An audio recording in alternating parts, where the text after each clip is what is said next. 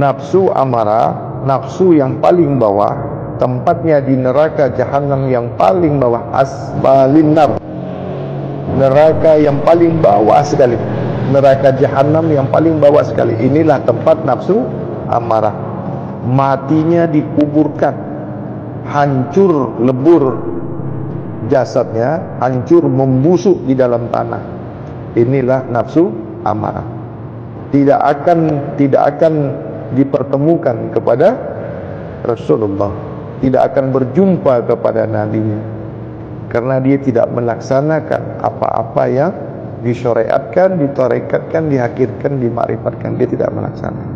Dia tidak paham, bodoh, bahlul, bungul, koplak, goblok, blok. Ini tak ada di soal, tak ditanya dia besok. Tak ada. Ini kalau mati tak ditanya.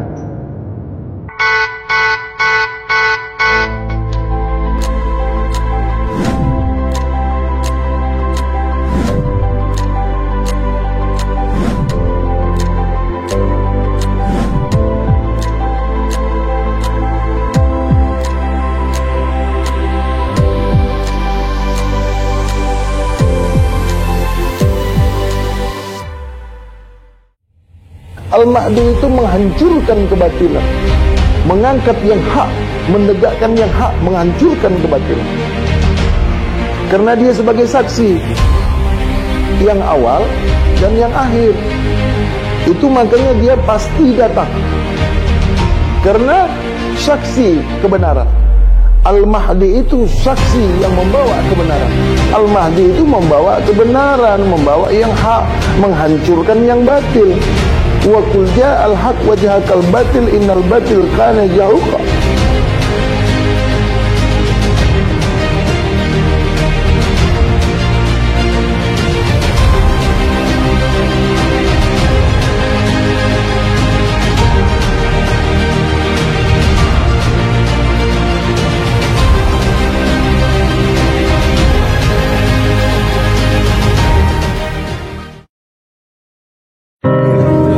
Sesiapa yang bukan ahli keluarga besar Nur Mutiara Ma'rifatullah tidak dibenar melihat, menyaksikan kajian ini. Sebab ini bukan kajian awam, ini bukan kajian syariat, tarekat, hakikat, ma'rifat. Banyak kali sudah aku cakap. Ditengoknya juga tentu setan kau tu. Kalau manusia kan paham yang aku cakap ni, tidak? Kenapa kau tengok juga? Kenapa kau saksikan juga? Ditengoknya juga, tak kau larang. Manusia kalau dilarang paham ke tidak? Kalau tak paham, bukan manusia. Mudah sangat nak tengok manusia yang bukan manusia. Manusia ni mengerti, manusia ni paham sebab dia berakal, berfikir. Kenapa kau larang? Gaduh nanti. Kenapa gaduh? Berselisih paham. Ini kajian untuk kaum sufi, untuk kaum hawas, untuk kaum hawasul hawas. Kaum syariat tak boleh masuk di sini. Nanti kau kaji. Kenapa kau kaji? Sebab kau tak paham. Itu makanya dilarang. Apabila sudah dilarang, kau tengok juga. Siapa yang salah? Siapa yang salah? Yang tengok itulah yang salah. Kau sudah dilarang, kau tengok juga. Binatang kau tu. Kau binatang. Binatang kan tak mau dilarang, sebab dia tak paham bahasa manusia. Itu. Aku tak suka gaduh, aku tak suka berdebat. Itu makanya kau dilarang. Tak faham-faham masuk komen, tak faham-faham masuk komen. Kamu bodoh. Coba kau dengar dulu. Apa ni? Kemana perginya? Kita buat saran untuk kalangan sendiri. Kita buat saran untuk kaum hawasul hawas. Yang kau paham syariat, mengapa kau masuk? Macam rimau dengan kucing tadi. Rimau buat saran, tentu bunyi rimau. Kucing apa pula kau dengar? Kalau rimau bercakap, yang paham rimau lah. Mana pula tikus dengan kucing boleh paham, Balul? Aku bercakap ni bab kesucian, aku bercakap ni bab ilmu kesucian, bukan bab syariat, bukan pasal baca Quran. Tengok nanti apa dia? Ini orang tak suka baca Quran, kepala otak kau berjambul. Dia bukan nak cari yang betul, dia bukan nak cari yang baik. Kalau manusia tengok orang bercerita bab kesucian, tentu suka. Satu saja, suci, semua mesti suka. Tidak ada manusia, tidak ada orang, tidak ada insan yang tak suka suci, betul tak? Mudah saja kalau kita nak tahu itu orang ke bukan ke, syaitan ke, iblis ke, suka. Boleh kau wali ke, boleh kau nabi ke, boleh kau ustaz ke, ulama ke, mesti suka dengan yang suci. Terutama bab kesucian, ilmu kesucian. Kau tidak syaitan kau. Kalau kau wali syaitan. Kalau kau guru iblis kau. Kalau kau ulama syaitan. Apabila tidak suka bab kesucian. Cina suka yang suci, India suka yang suci, orang kafir pun suka yang suci. Sebab dia manusia. Kau katakan pula Nasrani itu kafir, kau katakan pula Hindu itu kafir, kau katakan pula Majusi itu kafir. Kau yang kafir tak suka yang suci. Logik tidak yang aku sampaikan ini sama kau? Mana ada manusia, tidak ada sesiapa pun manusia yang tidak suka suci. Tidak ada.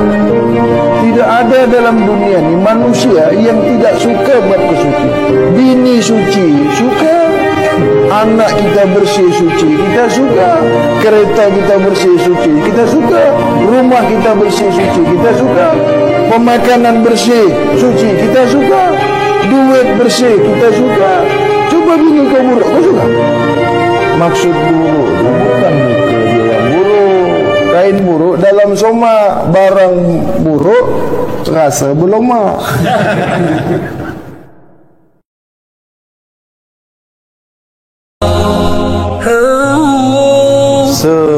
Seburuk-buruknya kembali kepada Allah itu, seburuk-buruknya kematian itu, dikubur. Mati, masuk kubur, itulah seburuk-buruknya tempat kembali. Kalau di kedudukan makrifat.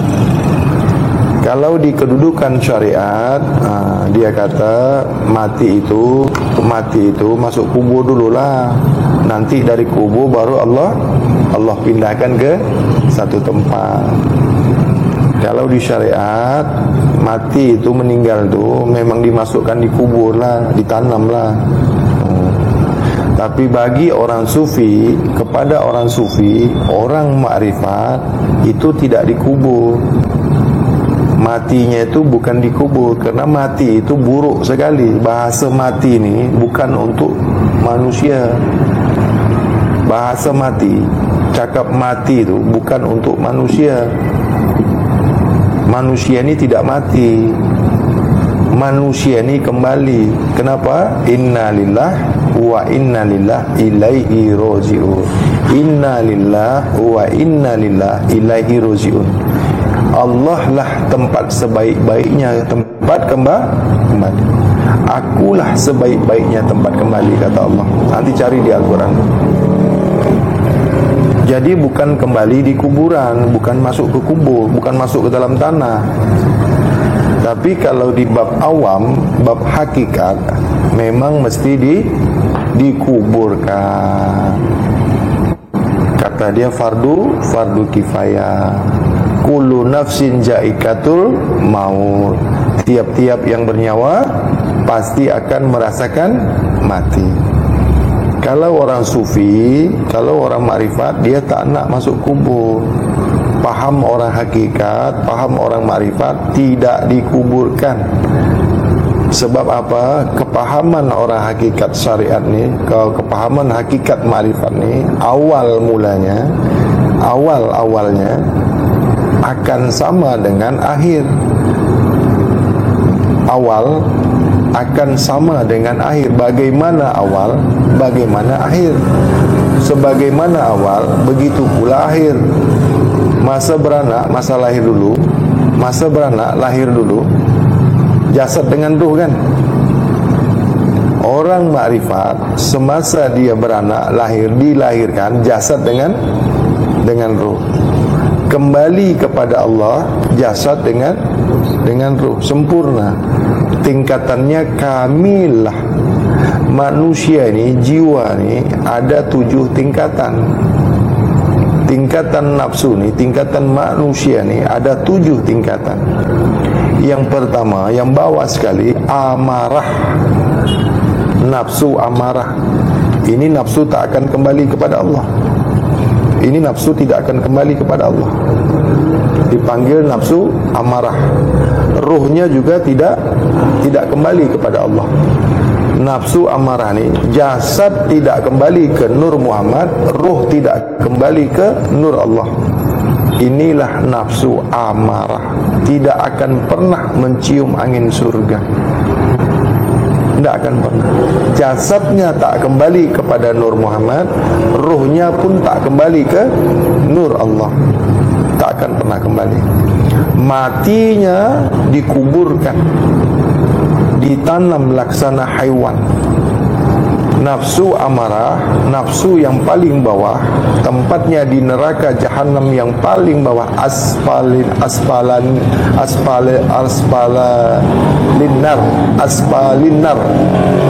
neraka yang paling bawah sekali, neraka jahanam yang paling bawah sekali. Inilah tempat nafsu amarah.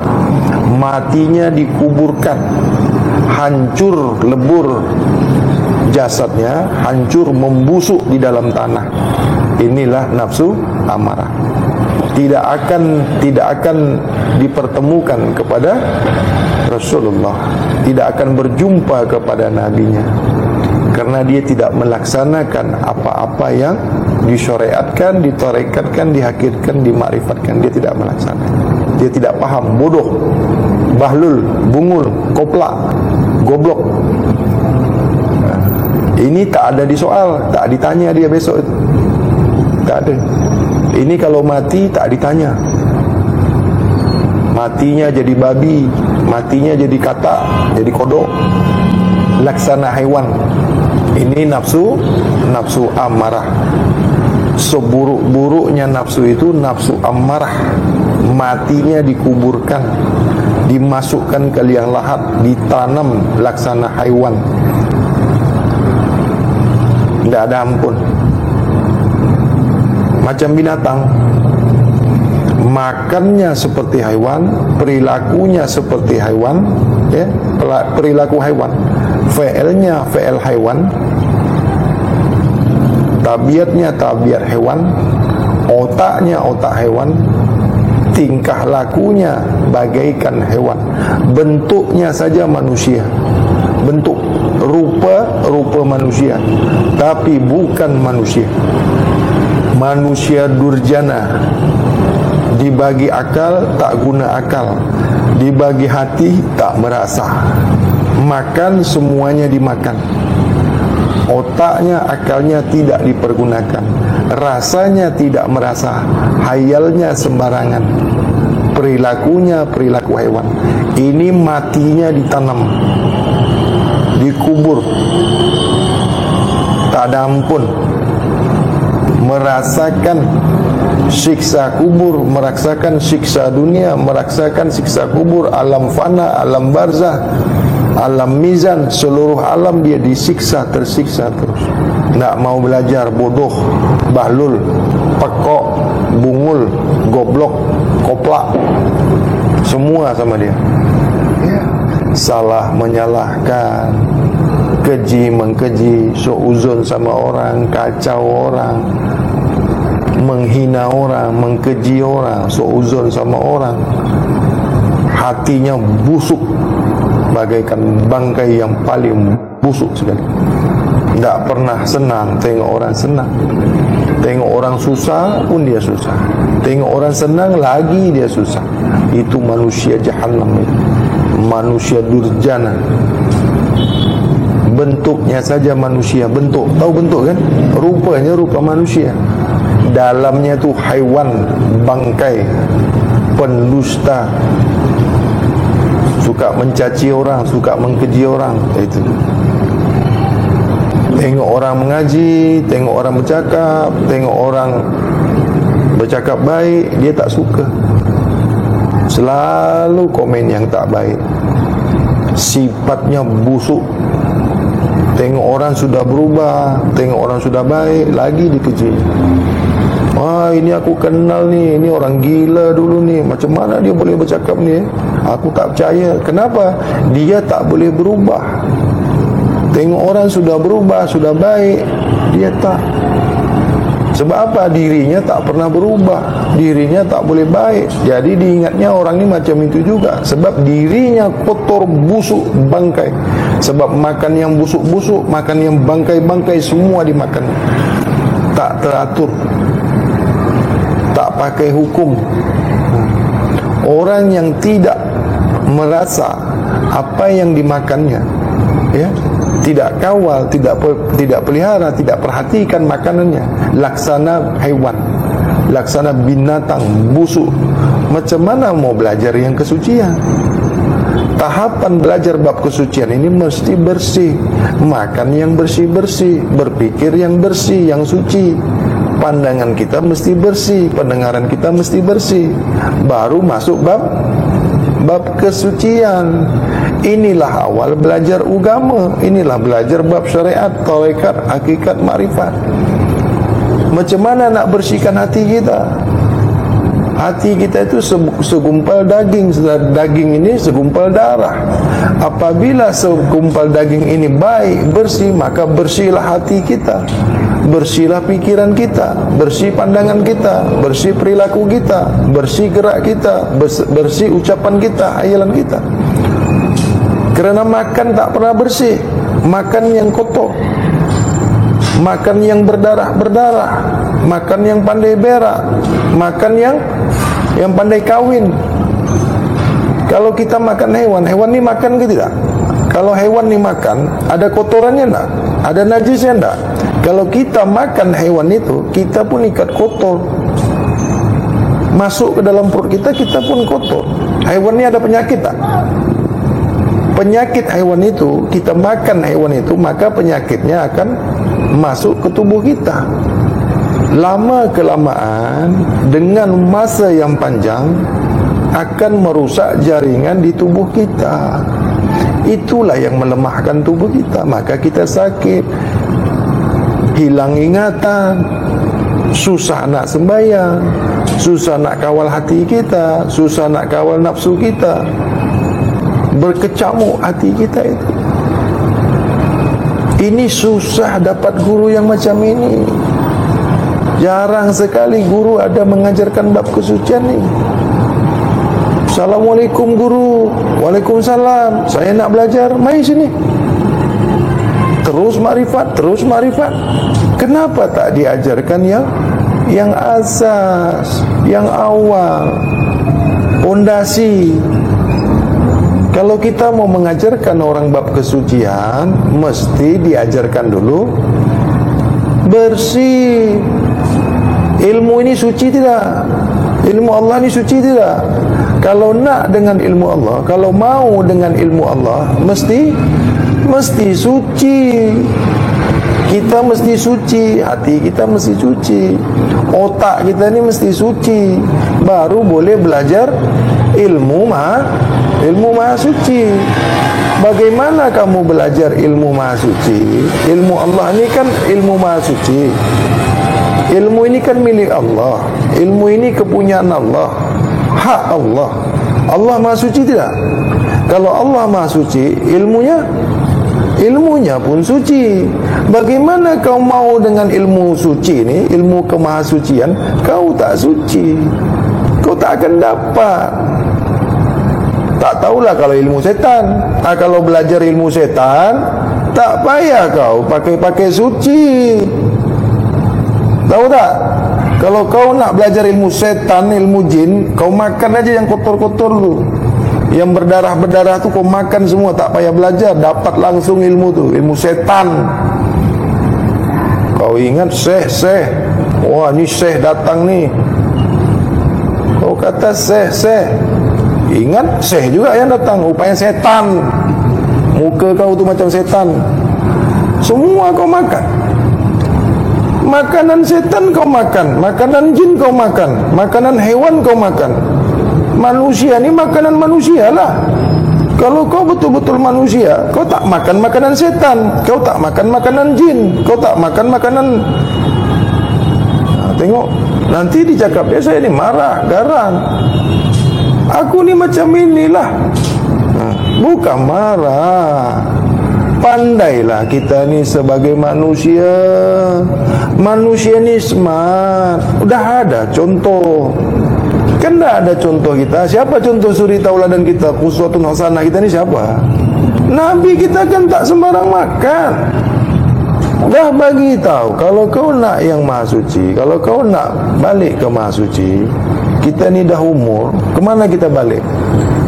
Akulah tempat sebaik-baiknya tempat kembali. Maksudnya Allah lah tempat kembali sebaik-baiknya tempat kembali. Ini maksudnya ni macam mana? Ayat ni macam mana kita nak artikan? Itulah kaum sufi. Kan ada kaum sufi, kaum hawasul hawas. Dia tak nak dikubur. Dia faham dulu masa beranak, jasad dengan roh tu satu, sama-sama beranak, sama-sama lahir. Diyakini orang-orang sufi ini jasad kembali dengan ruhnya sekali. Ini sudah pernah dibuktikan, sudah pernah terjadi, tapi tak banyak orang yang mau, hanya cerita saja. Macam mana kau nak kembali ke Tuhan kau dengan utuh, dengan sempurna, insan kamil mugamil, tapi makan? Kalau kita makan yang kotor-kotor, beratlah jasad kita ni. Ruh kita ni suci tidak? Ruh ini daripada maha suci tak? Kami tiupkan ruh kami. Maknanya ruh suci. Ruh itu tidak makan, ruh itu tidak minum. Maksudnya jasad ni jangan makan yang kotor. Maksud ruh itu tidak makan, jasad ini menyesuaikan ruh. Maka jasad mengikuti sebagaimana ruh. Makanlah yang bersih-bersih. Pilihlah makan yang bersih-bersih. Jangan makan yang bernyawa. Itu sama dengan kita. Kita ni kan bernyawa, bernafsu, berkahwin, beranak, berak. Kalau yang kita makan macam tu juga, sama tak macam kita tu? Oh, ini ada ayat Bang Adi. Ada ayat, sebagian haiwan ternak itu boleh dimakan. Sebagian. Ada tata caranya. Manusia ni kan ada kaum awam. Kalau kaum awam, itulah dia tadi, boleh gigit, boleh makan. Ini awam. Surganya pun surga awam. Pas-pas makan aja janji surga, tapi surga yang tepi neraka tu, itulah surga awam. Kalau cari kereta yang bagus pula. Kalau beli mobil, beli yang bagus. Surga, janji surga je lah, tak payah yang bagus dah. Kalau beli baju, pandai pula kau cari yang bagus. Kalau beli baju, beli telefon, beli handphone, tak nak pula yang tak bagus. Surga, sebelah neraka pun jadilah janji surga. Janji surga. Tepi neraka, sebelah neraka tu, bahang neraka tu, panasnya neraka tu boleh rasa lagi. Nafsu amarah, nafsu haiwan, nafsu binatang. Semua yang mengaku Islam, surga. Kau mengaku saja Islam, surga tempatnya. Begitulah Allah kepada kita. Apabila kau mengaku kau Islam, ke surga kau perginya. Ya, itu janji Tuhan. Sesiapa yang mengaku dirinya Islam, mengaku adanya Allah, mengaku Muhammad itu sebagai Nabi Allah, Rasulullah, kiblatnya Ka'bah, solat, puasa, haji, surga tempat kau tu. Pasti kau ke surga punya. Tapi sebelum pergi ke surga, Kemana dulu tu? Surga ni tempat orang yang kotor kah? Surga ni milik Allah tak? Surga ni kepunyaan Allah tak? Kalau nak masuk rumah Allah, jangan lagi kau masuk rumah Tuhan. Masuk rumah aku aja kalau kotor, aku bagi kepala kau tu. Kau ingat ni tandas? Kau ingat surga tu tandas kah? Suka-suka kau masuk. Senang sangat masuk surga ya. Sembarang aja. Cakap Islam terus kau pergi ke surga. Surga ni milik Allah bukan? Kalau milik Allah suci tidak? Kepunyaan Allah suci tidak? Boleh kalau tak suci masuk ke surga? Dari mana jalannya? Tepi surga adalah, depan pintu surga adalah, depan pintu aja kau. Surga, surga, surga. Sembayang 5 kali nak surga. Sembayang kacau balau. Kalau surga itu hak Allah, kalau surga itu kepunyaan Allah, kalau Allah itu maha suci, surga sampai mati pun kau tak akan masuk surga punya. Surga itu tempat orang yang bersih, tempat orang yang suci. Surga itu tempat orang yang hatinya suci, perbuatannya suci, perkataannya suci, pendengarannya suci, penglihatannya suci, hayalannya suci, pikirannya suci. Satu aja kau kotor. Satu aja kau kotor. Masa beranak suci tidak? Masa lahir dulu suci kan? Balik kepada Allah. Kenapa kau tak kembali kepada Allah? Kenapa kau masuk kubur? Kenapa kau dikuburkan? Kenapa Allah takdirkan kita ni ke kuburan? Mengapa Allah bagi kita masuk ke kubur? Kenapa Allah tak balikkan kita terus dengan jasad kita ni, dengan ruh kita? Mengapa tu? Ada yang salah tak? Allah mengambil haknya kembali. Allah menerima haknya kembali. Allah minta kita ni kembali kepada Allah. Allah bukan nak harta kita. Allah bukan nak amal kita. Bukan. Kau datang dengan amal kau, maka aku akan hitung. Aku akan kira, aku akan timbang. Kalau kau datang dengan amal kau, aku akan kira. Aku akan buat mizan. Aku akan buat pertimbangan. Aku akan timbang amal kau. Aku akan kira.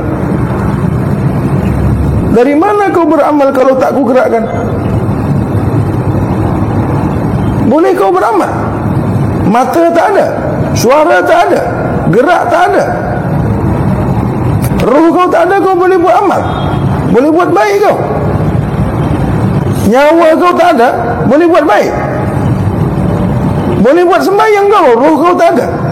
Siapa yang bagi roh?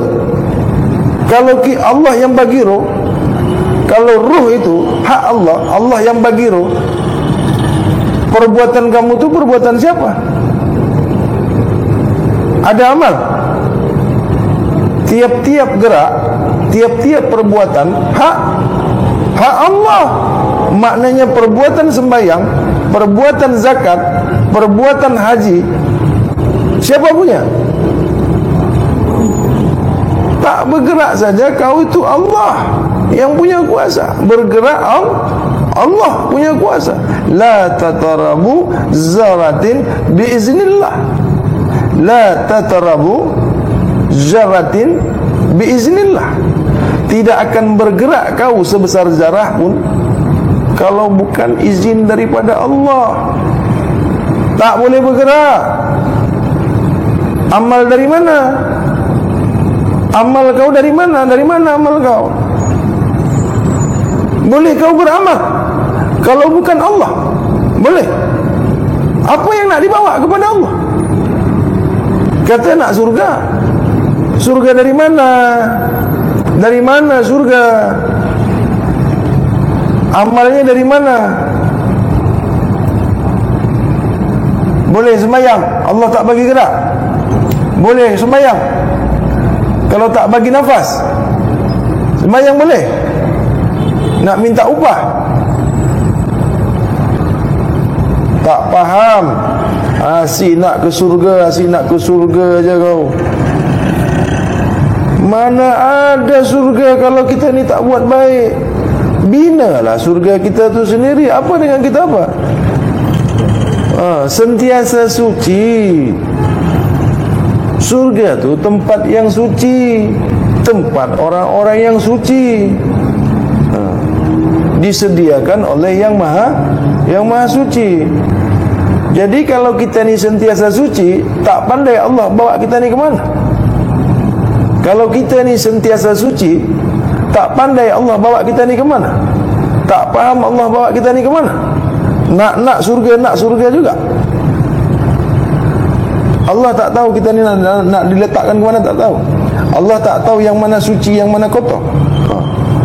Sembahyang itu bukan untuk masuk surga. Solat itu mengingat diri Allah. Solat itu mengingati Allah. Solat itu mengingat Allah. Solat itu mengingat Allah. Solat sembahyang itulah mengingat Allah. Berdiri sembahyang, berdiri solat itu mengingat Allah. Bukan mengingat Allah melalui solat. Bukan mengingat Allah dengan solat. Bukan. Solat itu, apabila kau solat, itulah kau mengingat Allah. Mengerjakan solat itu mengingat Allah lah itu. Itulah mengingat Allah. Kehambaan kita ni, tandanya kita ni bersyukur kepada Allah, dihidupkan, dilihatkan, diperkata-katakan, digerakkan. Itulah ucap syukur kita. Tanda syukurnya kita kepada Allah, itulah solat. Kita dibagi Allah rezeki, kita dibagi Allah hidup, nafas, ilmu, gerak, pandangan, penglihatan, pendengaran, hati, umur yang panjang, kesehatan, keberkahan, ketenangan.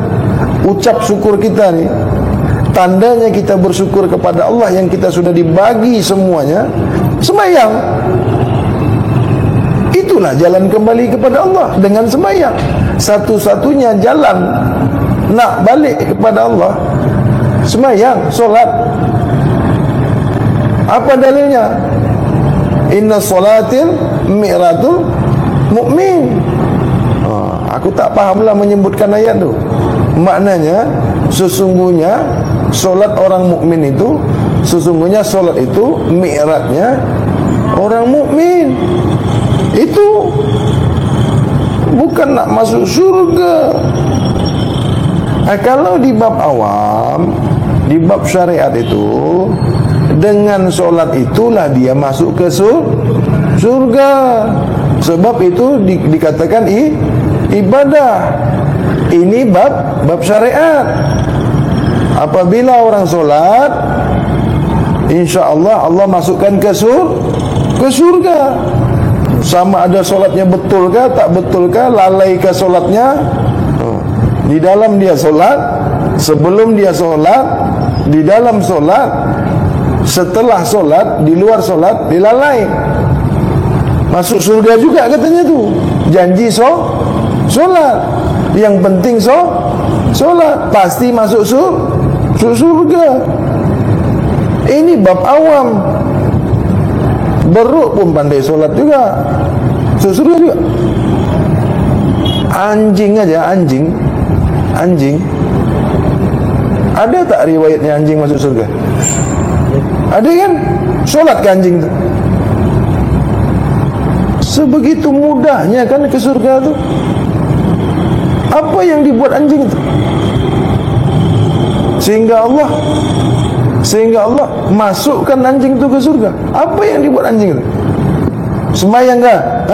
Bersyahadat ke anjing ni? Puasa ke dia? Tapi Allah masukkan dia ke surga. Kerana Allah reda, kerana Allah ikhlas, Allah suka, Allah berkehendak.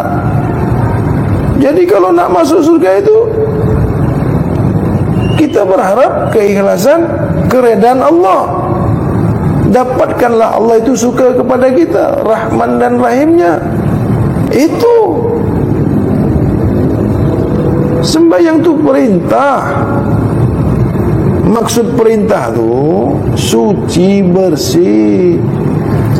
Solat itu tidak lagi berbuat keji dan munkar. Inna solata tanha anil bahsai wal munkar.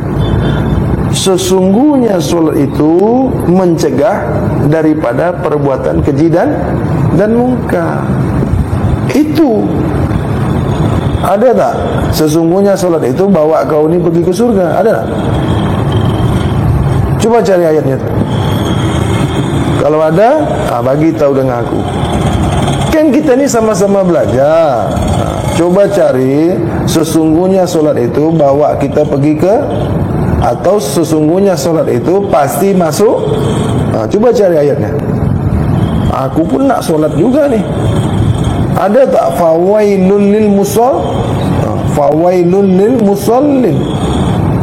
Solat yang lalai itu apabila mengerjakan solat, apabila di dalam solat mengerjakan solat, sebelum solat, di dalam solat, setelah solat, kita lalai pikiran, lalai pandangan, lalai pendengaran, lalai ucapan, lalai hayalan, lalai hati kita, lalai waktunya, lalai kesucian kita, baru nak sembahyang aja mati tak ke mana-mana pergi dah. Cuma tak nak mengaku aja. Kita ni tak nak mengaku yang sembahyang kita ni bercelaru, menipu. Betulkah sembahyang kita ni? Betulkah? Menipu, pendusta. Kita sembahyang, anak budak menangis kita dengar, maknanya telinga kita ni tak ikut sembahyang, pikiran kita ni tak ikut sembahyang, hayalan kita ni tak ikut sembahyang, hati kita ni ke lain hati, selingkuh kita, dusta. Yang dikatakan sembahyang ni semualah sembahyang. Yang dikatakan solat ni kulu jasad lah, semua sekali lah. Yang dipanggil manusia ni mulut aja kah? Yang dipanggil manusia ni mulut aja, suara aja. Jadi kalau manusia ni sembahyang, suara saja, lain. Kalau ada jarum yang patah, janganlah simpan dalam peti. Yang sudah tu sudahlah, jangan diingat lagi. Ya tak? Kita manusia ni memaaf-maafkan, saling mengingatkan, jangan mudah kecil hati, ya tak? Sesama Islam, ya. Kalau ada jarum yang patah, jangan simpan dalam peti. Kalau ada tutur bahasa saya yang salah, yang tersilap, manusia ni banyak silapnya, banyak salahnya. Ambillah yang baiknya, buang yang salah. Kalau ada bahasa kata saya yang salah, janganlah simpan di dalam hati. Kalau ada sumur di ladang, bolehlah saya menumpang mandi. Bila ada masa umur yang panjang, insya-Allah kita jumpa lagi. Ya tak? Tahun 2025 kita jumpa lagi. Kalau ada umur lah. Kalau tak ada umur macam mana nak jumpa lagi? Kita kan tak tahu ni, tengah malam ni mati ke, Allah ambil kita, Allah panggil kita, mana jumpa lagi? Jadi kita mesti minta maaf kepada sesiapa yang mengenali saya, kepada siapa-siapa yang mengetahui saya. Banyak salah saya dengan tuan-tuan ni semua, ya. Saya mohon ampun, mohon maaf. Banyak dosa saya, banyak bahasa saya, ya. Banyak tutur bahasa saya ini yang terkasar, yang termaki hamun. Saya mohon maaf, mohon ampun dari ujung kepala, ujung rambut sampai ujung kaki.